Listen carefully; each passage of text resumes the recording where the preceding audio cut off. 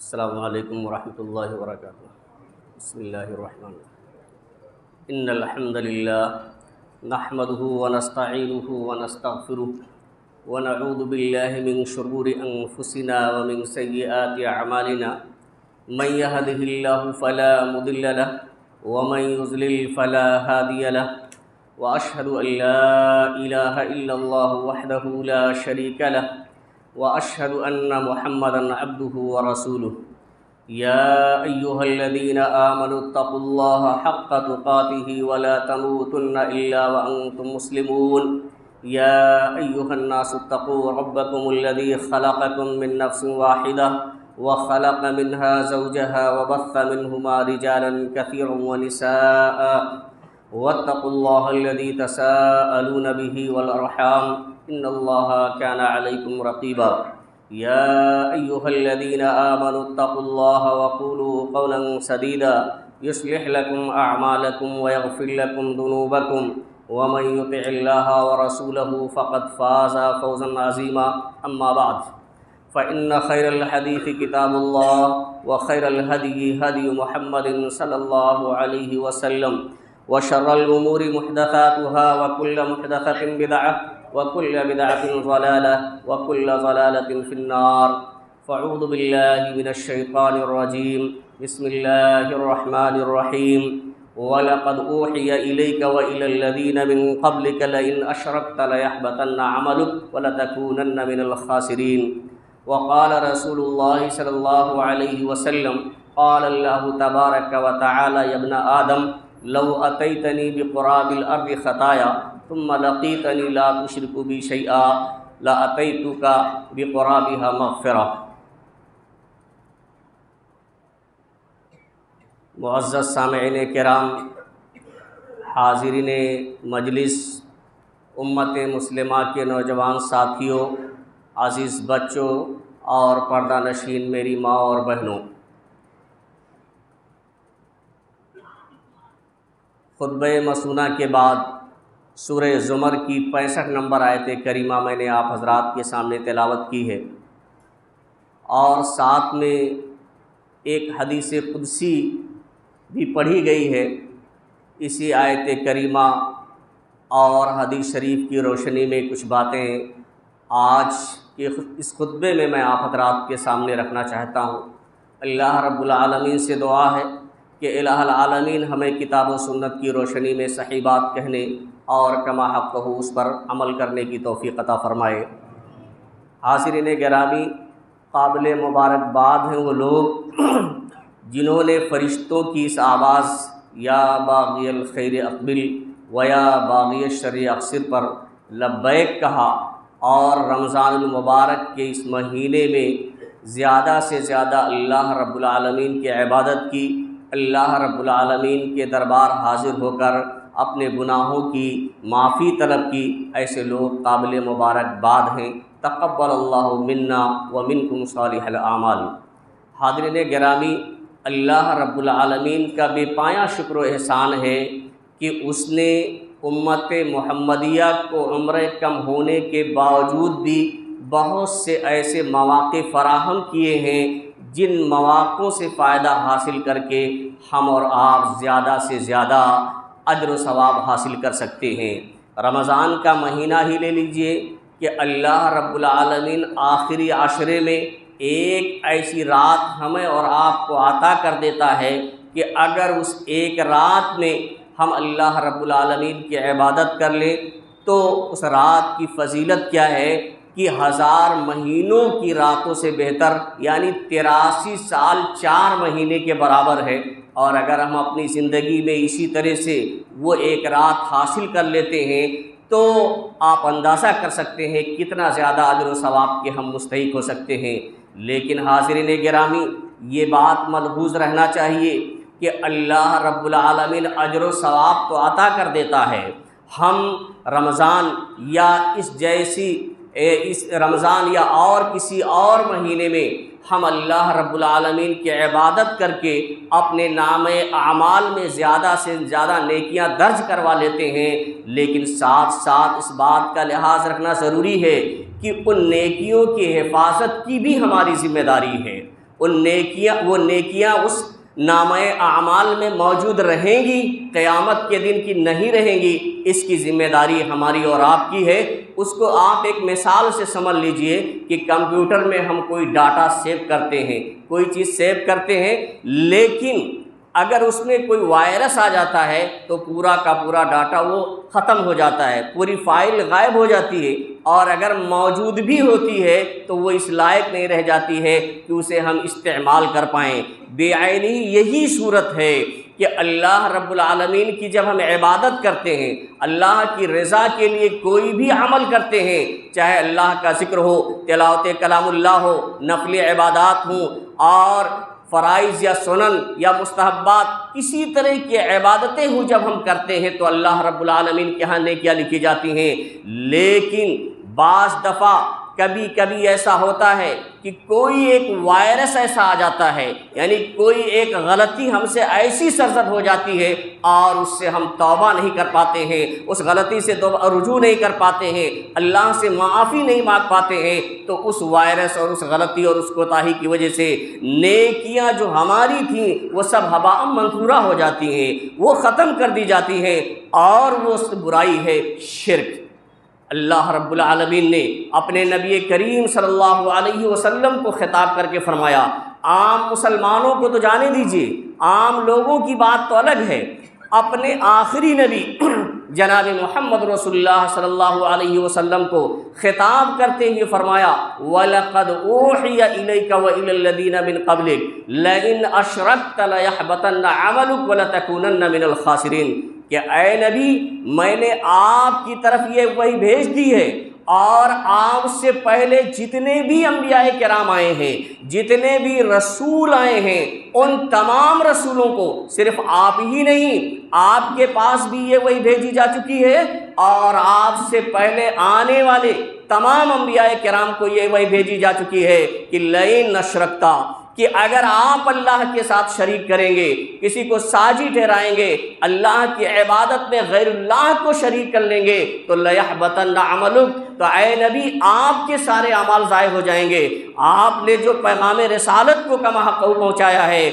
دعوت و تبلیغ میں جو مشقتیں جھیلی ہیں، جو پریشانیاں برداشت کی ہیں، اور جو تم نے میری عبادت کی ہے، آپ کان کھول کے سن لیں کہ نبی ہم نے اگرچہ آپ کو بہت اونچا مقام عطا کر دیا ہے، آپ قیامت تک آنے والے انسانوں اور جناتوں کے لیے نبی بنا کر بھیجے گئے ہیں، لیکن اگر آپ سے یہ جرم ہو جائے، آپ سے بھی یہ غلطی ہو جائے، اگر آپ کے اعمال میں یہ وائرس آ جائے گا شرک کا، تو سارے کے سارے اعمال ضائع ہو جائیں گے، برباد ہو جائیں گے، کوئی عمل اللہ رب العالمین کے ہاں مقبول نہیں رہے گا، اور آپ خسارہ وَلَتَكُونَنَّ مِنَ الْخَاسِرِينَ، اور آپ خسارہ اٹھانے والوں میں سے ہو جائیں گے۔ اسی طرح سے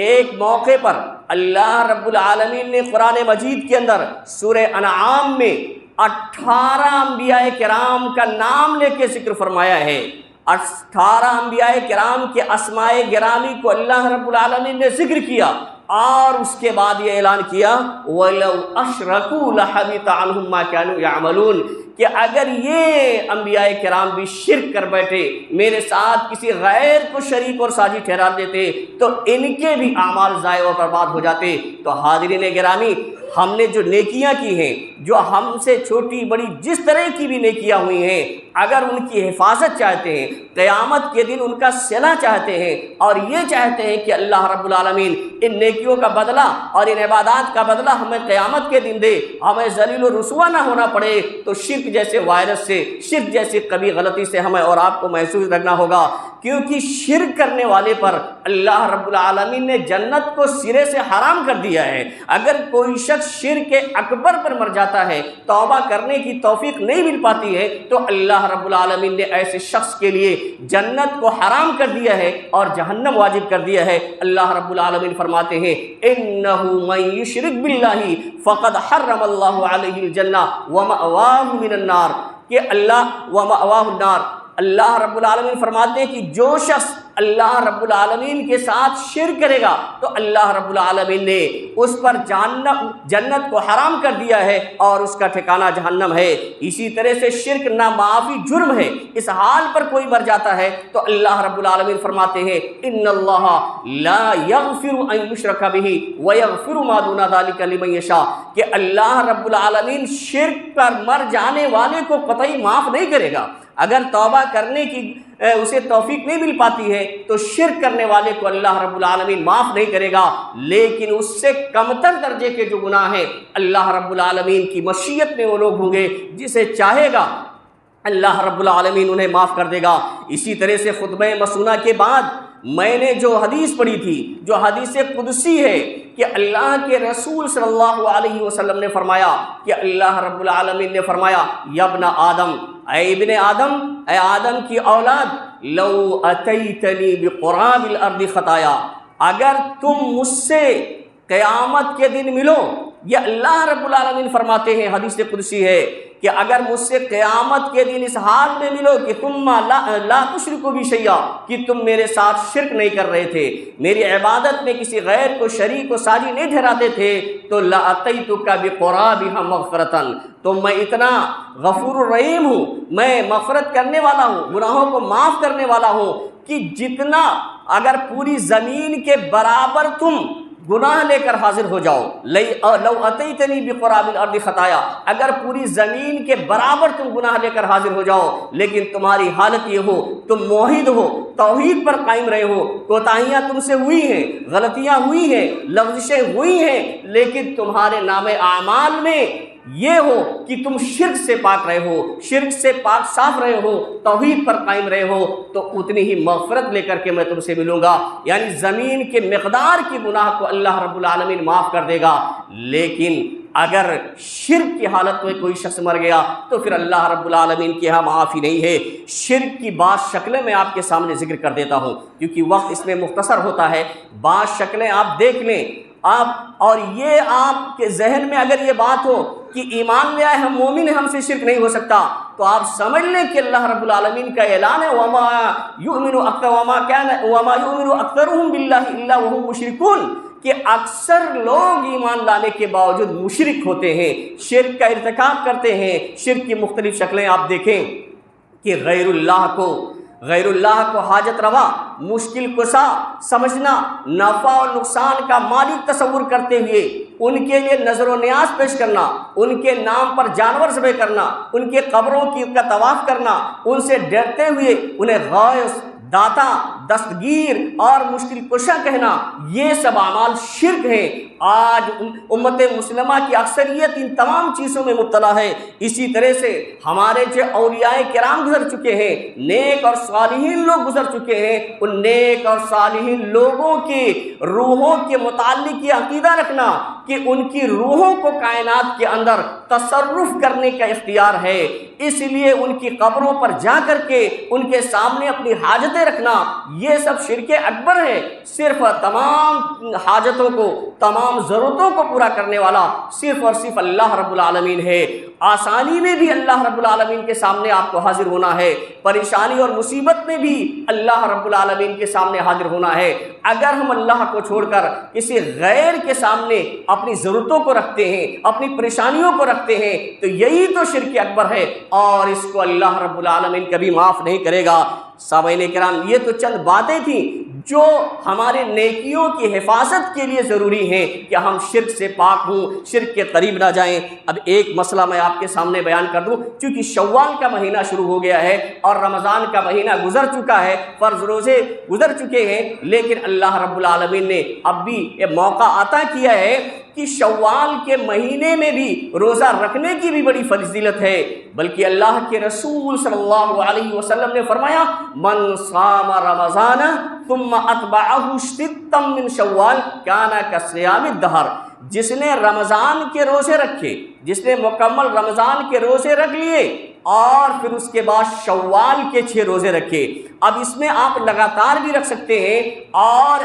افطار کر کے بیچ میں بھی رکھ سکتے ہیں، اس کے لیے کوئی قید نہیں ہے، بس شوال کے مہینے کے 6 روزے ہونا چاہیے۔ تو اللہ کے رسول صلی اللہ علیہ وسلم نے فرمایا کہ جس نے رمضان کے روزے رکھا اور رمضان کے بعد شوال کے 6 روزے رکھے تو گویا کہ اس نے پوری زندگی بھر روزہ رکھا۔ دیکھیں روزے کا ثواب تو اللہ رب العالمین نے خود کہہ دیا ہے، وَالصَّوْمُ لِي وَأَنَا أَجْزِي بِهِ، صوم میرے لیے ہے، میں اس کا بدلہ دوں گا۔ لیکن کم سے کم کسی نیکی، کسی عمل کا جو بدلہ اللہ رب العالمین دیتا ہے اس کے مطابق بھی اگر آپ جوڑ لیجئے کہ من جاء بالحسنۃ فلہ عشر امثالھا، جو ایک نیکی کرے گا اسے اللہ رب العالمین 10 نیکی عطا فرمائے گا، تو ایک مہینے کا روزہ 10 کے برابر ہو جاتا ہے، اور پھر 6 دن کا کوئی شخص روزہ رکھ لیتا ہے تو وہ 2 مہینے کے برابر یعنی 60 دن کا ہو جاتا ہے۔ اس طرح سے پورے سال کا روزہ ہو گیا۔ اللہ رب العالمین اس بات کو قطعاً پسند نہیں کرتا ہے کہ کوئی شخص پورے سال بھر روزہ رکھے، یہ ناجائز ہے، حرام ہے، لیکن اللہ رب العالمین یہ پسند کرتا ہے کہ اپنے بندے کو سال بھر کے روزے رکھنے کا ثواب عطا فرمائے۔ تو اگر کوئی شخص رمضان کے روزے مکمل کرتا ہے اور شوال کے 6 روزے رکھتا ہے تو اللہ رب العالمین اسے سال بھر روزے کا ثواب عطا فرماتا ہے، اور اپنی زندگی میں وہ یہ عمل کرتا رہتا ہے تو سمجھ لیجئے کہ پوری زندگی اس نے روزہ رکھا، اور اللہ رب العالمین پوری زندگی روزہ رکھنے کا ثواب عطا فرمائے گا۔ لیکن خواتین کے لیے یہاں ایک بات واضح کر دینا ضروری ہے، چونکہ یہ نفلی عبادت ہے، نفلی روزہ ہے، ان کے لیے ایک کنڈیشن اللہ کے رسول صلی اللہ علیہ وسلم نے لگا دی ہے، وہ یہ ہے کہ لا يحل للمرأة ان تصوم وزوجها شاہد الا باذنہ، کہ کسی عورت کے لیے، کسی خاتون کے لیے نفلی روزہ رکھنا جائز نہیں ہے جس کی شادی ہو چکی ہو، اس کا شوہر اس کے پاس موجود ہو بغیر اس کی اجازت کے۔ ممکن ہے کہ شوہر کی اطاعت تو فرض ہے اور یہ نفلی روزہ ہے، اور شوہر کوئی ایسا عمل چاہے جس کی وجہ سے آپ کا روزہ ٹوٹ جائے، اس لیے عورت خاتون اگر نفلی روزہ رکھنا چاہتی ہے، اس کا شوہر اس کے پاس موجود ہے تو اس کی اجازت لے لے، یہ اللہ کے رسول صلی اللہ علیہ وسلم کا حکم ہے۔ یہ چند باتیں تھیں جو میں نے آپ حضرات کے سامنے عرض کی۔ اللہ رب العالمین سے دعا ہے کہ اللہ رب العالمین ہمارے روزے، ہمارے قیام، ذکر و اذکار، جس طرح کی بھی ہم نے عبادتیں کی ہیں، اللہ رب العالمین تو ہماری عبادتوں کو قبول فرما رہے۔ الہ العالمین ہم میں جو پریشان حال ہیں ان کی پریشانیوں کو تو دور فرما دے۔ الہ العالمین ہم میں سے جو بہن بھائی بیمار ہیں، کسی بھی طرح کی بیماری میں مبتلا ہیں، اللہ رب العالمین انہیں شفاء کامل و عاجل عطا فرما۔ الہ العالمین امت مسلمہ جہاں بھی کہیں بھی ہو، اگر کسی پریشانی میں ہے، کسی مصیبت میں ہے تو اس پریشانی اور مصیبت کو دور کر دے۔ ربنا آتنا فی الدنیا حسنۃ وفی الآخرۃ حسنۃ وقنا عذاب النار۔ ربنا اغفر لي ولوالدي وللمؤمنين يوم يقوم الحساب۔ ربنا اغفر لي ولوالدي وللمؤمنين يوم يقوم الحساب۔ ربنا آتنا في الدنيا حسنة وفي الآخرة حسنة وقنا عذاب النار۔ وصلى الله تعالى على خير خلقه محمد وعلى آله وأصحابه أجمعين۔ السلام عليكم ورحمة الله وبركاته۔